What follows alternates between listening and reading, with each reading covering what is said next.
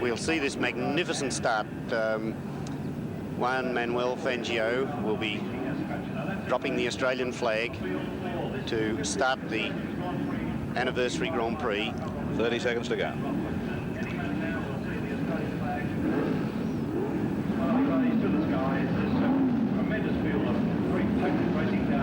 Right, the Rothmans Golden Anniversary Grand Prix. Watch for the tremendous clouds of smoke that'll come off these big slick tyres as each car puts something like 500 horsepower down onto the track. Pole position, John McCormick, Graham McRae alongside him in the black McRae GM2. And there's the flag, flagged off by 5-time world champion, and look at that as the cars snake away from the grid. And it's McRae who grabs the lead, and coming up quickly on the inside there was John Davis, who slotted himself up into third spot behind McCormick. Somebody else diving in hard there on the inside was Vern Chopin, trying to make his way through, and coming up very tight there was Terry Hook, who locked the brake as they went through Holden Corner, sorting themselves out a little bit now. It's McRae, the leader, from the Leyland powered car of John McCormick in second spot. But it's McRae, the New Zealander, scooting away from the rest of the field at something like 170 miles an hour as they fly up over the top at Rothmans and down through the S's. John Davison. John Davison. Going very, very hard, making every poster winner there. And then Kevin Bartlett coming through in the little Brabham, the very low-profile car as they sweep through. That's Davison in the bright yellow car, number 24. He's in third position. In fourth position is Chopin in the Elfin. Following him then was Kevin Bartlett as they scream away. One lap of their 49-lap race gone in this Rothmans Golden Anniversary Grand Prix. McRae already well in the lead at Repco Corner. He comes out onto the straight now, followed by the white car of McCormick. Then the bright yellow car is Davison. Like Jas Talbot left the track there out of Shell Corner. Very lucky not to have come to grief against the Armco. Must have had a big long sideways slide and enabled him to wash off the speed before he hit the grass. Great battle going on there between Davison in the bright yellow car number 24, and right behind him the Elfin driven by Vern Chopin, who of course is doing so well overseas in America at the moment. Costanzo entering the pits. That's bad luck for Alfie Costanzo in Kevin Bartlett's second car, the Lola. Bartlett again didn't quite manage to get in the slipstream far enough on Chopin's Elfin. If he can get into it and halfway up the straight pull out, he gets a big fire out of that slipstream, which generally will enable him to pass.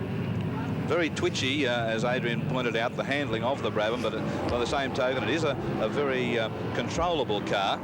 He knows exactly what it's doing at all times. The narrow track of the Brabham makes it a little bit more twitchy, but by the same token enables it to go so much faster around the corners. Great shot there from Repco Corner, showing the size of those big, wide steamroller tyres that they're using on these Formula 5000 cars. Kevin Bartlett in the Brabham, car number 3, followed by 19, Alan Hamilton in the Lola. Car just completely rebuilt in Alan Hamilton's workshops only during last week. There's the yellow car of McCormick coming up to lap one of our tail enders. Peter Edwards, I think it was, as they came through. Car number 4 there is Gary Dumbrell. Down through the S's, and behind him, and McCormick is in the pits. McCormick is in the pits. Kerry Luckins is down there. We hope that Kerry will be able to bring us some information on exactly what is happening at the moment. Still the battle goes on between Hamilton and Bartlett. Bartlett driving like fury in probably a slightly lesser powered car than Hamilton has. He's got to rely on the lighter weight of the car, the late braking as he employed there, and tossing it around as only Bartlett knows how. Rushes down into Holden Corner. Hamilton slides under another car, just can't quite see it. Look at that smoke out of Bartlett's car, though. It doesn't look terribly healthy. I think it's probably all over for the former twice Australian champion.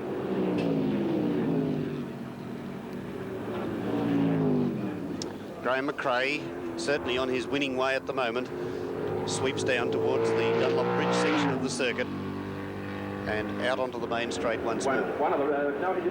Accelerating away past the grandstand on the left-hand side of your screen, and then braking hard for the left-hand corner at Repco, down past the pits. And as Paul Harrington indicated, he's slowed down now to 1 minute 3.2 1.4 seconds from a fastest time of 1 minute 1.7. And Paul Harrington may be able to fill us in on just exactly how many laps have been completed at the moment. Well, this stage, Adrian, we're just on our 13th lap, and the leader's margin is up to 15.4 seconds. He's pulling away very easily, lapping in 62.2 seconds. And there's car number 40, Chas Talbot, coming slowly into the pits. So it looks as though he's run into some problems, and Terry Hook's car is also in the pits. I was wondering where Terry was, because he was fairly consistent in practice, and early in the piece looked as though he may have been up fairly close to the leaders. But a very ominous portent for Chas Talbot. Once a driver gets out of the car during a race of this length, even though it's a 49-lap race, once you're out, that's pretty well it, because even losing a lap or two is just too much. Kevin Bartlett, we understand, is in the pits as Graham McRae goes on his winning way, and we welcome to our commentary point Bob Morrow. Well, there he is, doing it beautifully well. There's car number 3 that's in the pit, Kevin Bartlett, who we saw charging along there, trying to catch and pass Hamilton. And there's the mechanics working feverishly on the engine. And there's Gary Dumbrell off the circuit, off at Repco by the look of it, and onto the grass. Has lost it there at Repco and come to a stop. And there's Hamilton, a little twitchy there as he slides it through the S's and lost contact with Shupin. Fair while since Alan Hamilton's been behind the wheel of his Lola Formula 5000, and it hasn't taken him very long at all to regain the old form. He's put in a lot of good performances in the Lola, but sometime, as I said, since we've seen him out there, and there he is reproducing all of the old form that won him the Australian Sports Car Championship and kept him up in major placings in 5000 racing. He'll be right in the slipstream of Vern Schuppen's Elfin very, very shortly. Whip around Holden Corner, close in on the tail of the Elfin, and then pull the same slipstream trick that got him past Kevin Bartlett earlier. And there they go up the back, screwing these motors up to 7.5, perhaps 8,000 revs as they push it right up the back straight. Very bumpy there. And there's McRae off by the look of it. McRae off the track. Right down at Dandenong Road by the look of it. Yes, right down the Dandenong Road S's. Off the track under the causeway there. Be interesting to see just how much time he lost there. Wouldn't have been a great deal of time, I think, because he wasn't so far off that he was jammed anywhere. But the interesting thing will be as to whether he's got any damage to the car. And we have Davison at the length of the straight. So Davison's got McRae back in his sights now. And if there's one man that would love to win this Australian Grand Prix, it's John Davison. Not only does he get $3,000 for winning it, but he gets the Lex Davison Trophy. His father, of course, winning the Australian Grand Prix 3 times. And John Davison, talking to him before in the pits, said he believed it was a very tough race, had no problems at all during practice. 3 practice times, he did identical times, 1 minute 2.3 seconds, and was really looking forward to it. And there he is, sitting in second position as he throws the Lola up over Rossman's Rise and down into the Dandenong Road corners. There's Hook back out of the pits.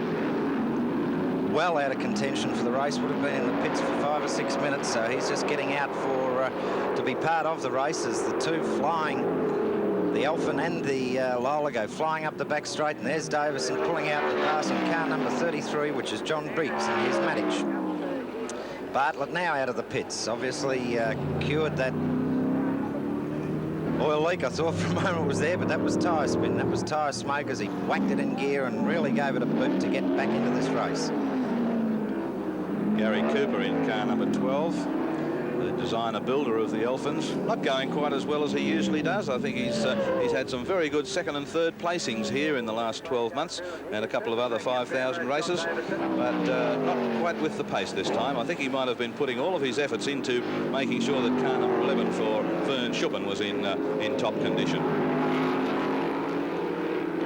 There's, we see a slower car holding them up a second, and Hamilton's able to make a lot out of that and close right up on Shupin, and Briggs pulling right over the inside of the track, but upsets Hamilton quite a lot through that corner, and Hamilton nearly put it into the dam there. That's what we were talking about before. When they come up behind these slower cars, funny things can happen. One there, Shupin was balked, and Hamilton got up behind him, but then Hamilton got balked again and is still trying to get past Briggs. We saw Briggs waving the other cars through, but unfortunately didn't slow down nearly enough to give Hamilton all the room that he needed to make a proper line around Holden Corner. And now Alan Hamilton's got to start all over again and get back onto the tail of Schuppen's Alpha. Another car there that they're coming up to lap is Barry Singleton and his Chevron, the ex-Holland car. The Englishman who brought the car over for the Tasman Series last year, or the Rothman Series, and Singleton's taken it over. There's Schuppen, a good lead now on Hamilton. The Hamilton would have his... Oh, and there's a very bad Gary accident Cooper there. Gary Cooper. All the marshals will be running over to rescue Gary. He looks as though he's okay, pulling off the helmet. That's a nasty spot to go there. Looks like the Rothmans Rise area. On my left here, I have Bill Tuckey who's joined us in the commentary box. Where do you think that is? Do you agree with me up in the Rothmans area? I think, Max, it's a horrifying collision. I think it's up in the Rothmans area. That seems to be where Johnny Walker went off. Walker went off, almost the same spot. Yes, it's over the rise and coming down into the braking area. You can see the braking marker there in the top left-hand corner. That was a bad one. I'd say a very, very lucky boy is Gary Cooper. That'll be the worst prank that he's had in his very, very long career. Fire marshals there to quell any danger of flame while the rescuers work to extricate Gary from the seat. I'd say he's okay. He was moving around okay, taking his helmet off. I think his legs are going to be pretty sore though. Well, there's a shot we see of McRae going through Repco and Davison not in sight. We did have, when McRae had that excursion, that as he went into Repco, we could see Davison down the main straight. He's cleared out again, obviously. He's got the thing well in control. Car sounding good. No problems at all to him at this stage.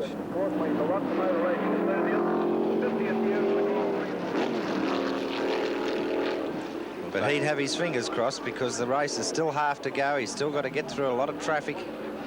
Got a good lead on Davison, but another about 23 laps to go. And he failed with 2 laps to go in the first round.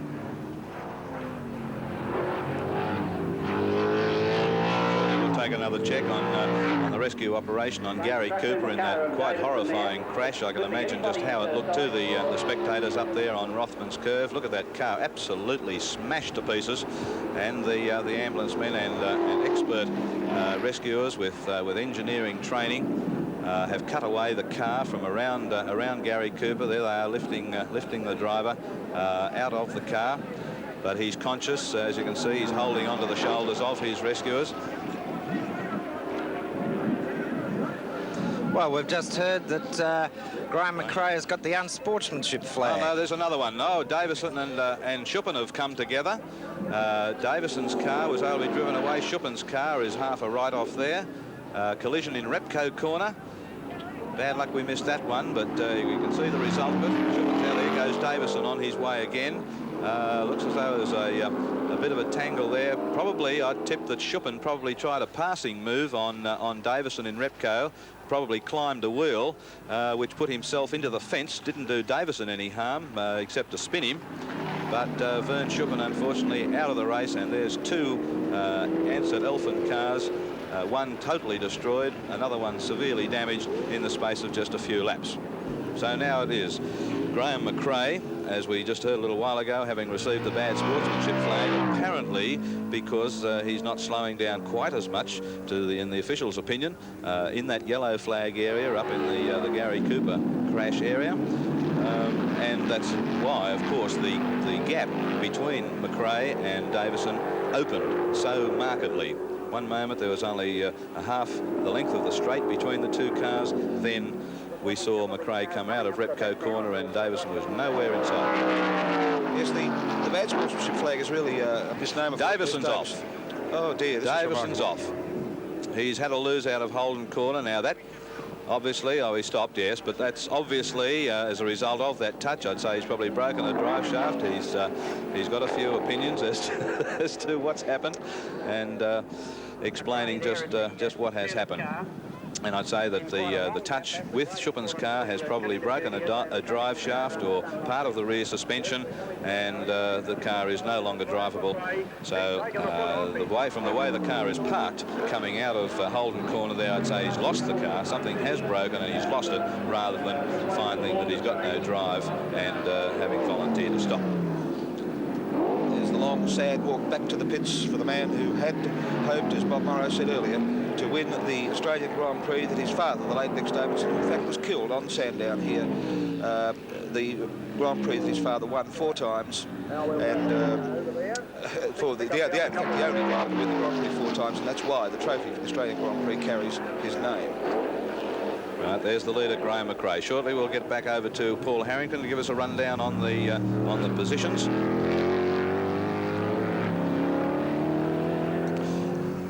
Over to Paul Harrington.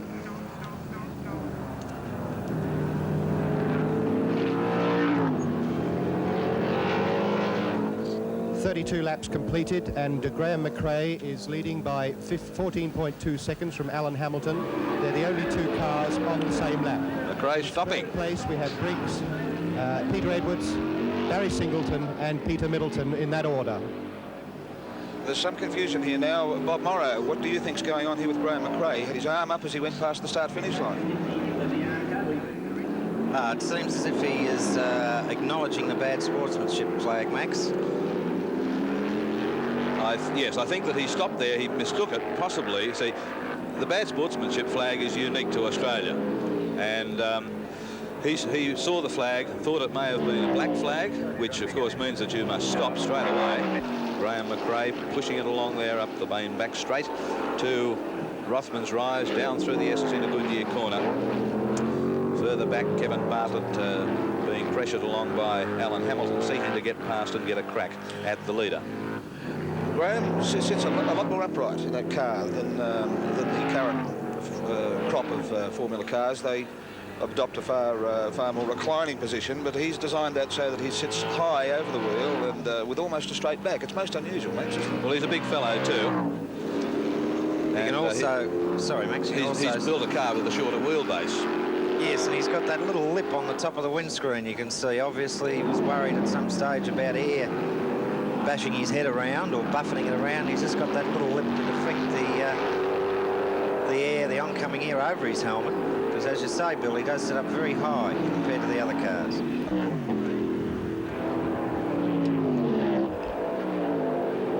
Must have been a very confusing time for Graham there earlier in the race when he received that bad sportsmanship flag.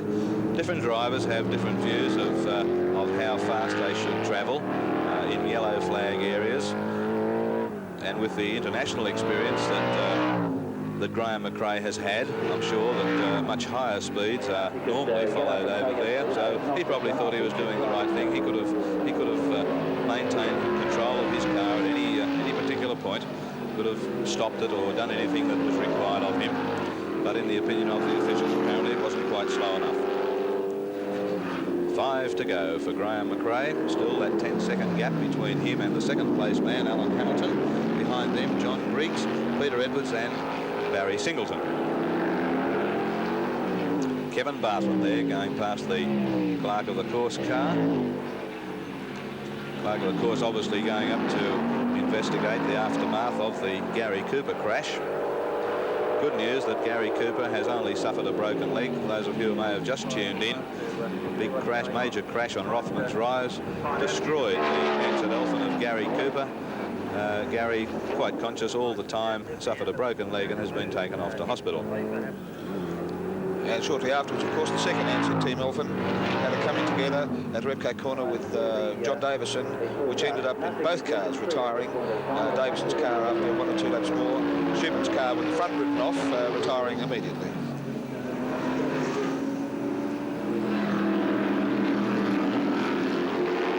Go for Graham McRae, and there's another one off. That looks like Bartlett's car. Maybe wrong. Let's astonishing. Let's clear series it. of accidents. I hope it's not Hamilton's. It's under Dunlop Bridge. It's a very, very fast corner. That car is absolutely destroyed. Now let's see. Is it Hamilton? Got the BP on the side, which tends to to make me think it's Hamilton more than Bartlett. Bartlett's a shell man. Hamilton's with BP under the Dunlop Bridge, and that's a bad spot to go. That car in very bad shape. The double yellow flags, of course, Max, are there to warn people that the track is almost blocked and that they must proceed with extreme caution and be prepared to stop at any time. The rescue teams here at Sandown are very well equipped with all kinds of systems to help drivers in situations like this. Right, that's the oxygen. The track has been quite slippery all weekend. It was slippery in practice yesterday. Meanwhile, it's back to race leader Graham McRae. Race is almost over, a lap or two to go. And the flying New Zealander Graham McRae has it. Second place now with the retirement there of Alan Hamilton. They're going to John Briggs, Peter Edwards in third, and Barry Singleton fourth. Well, I'm sure Barry Singleton wouldn't like to get fourth under these circumstances. His first time in open wheelers. He's a driver of a McLaren sports car. Looks as if he'll come fourth in the Rothmans Australian Grand Prix. I'm sure he'd like to do it in far better circumstances than this. Right, the last lap signal board being displayed there to the leader, Graham McRae. One more circuit of this 2-mile Sandown circuit to cover. And the Australian Grand Prix of 1978, the Golden Anniversary Grand Prix, is Graham McRae's. Makes it his third. Quite a disastrous race with Gary Cooper going out in a disastrous crash. Alan Hamilton there a few minutes ago. Vern Schuppen involved in an incident. Not good at all.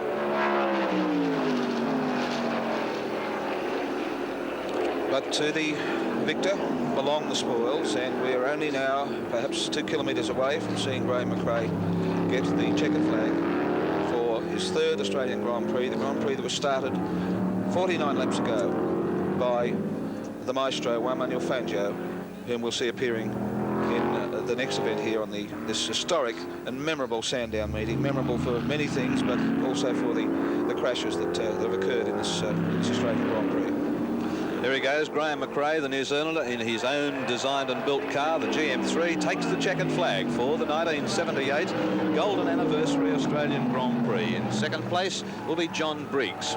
In the Maddich, Peter Edwards in third place, and in fourth, Barry Singleton.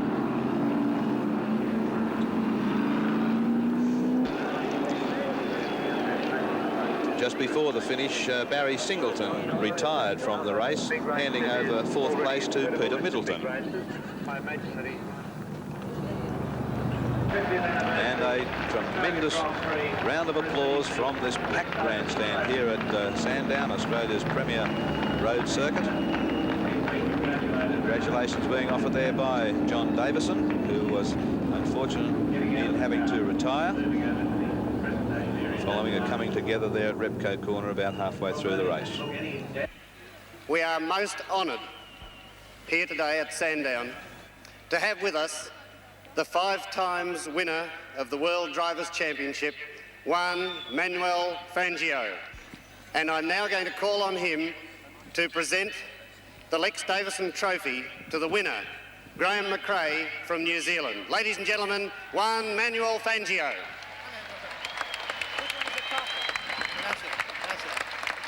Thank you.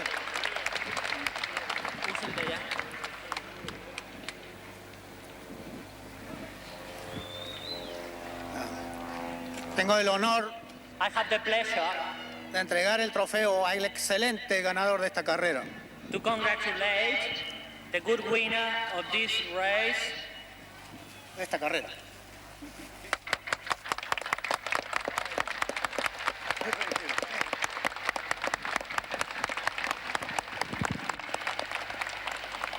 Well, I would just first like to say that I never thought I'd ever meet Mr. Fangio, and I can say that I think it's more of an honor to be here to meet him than to have won the race.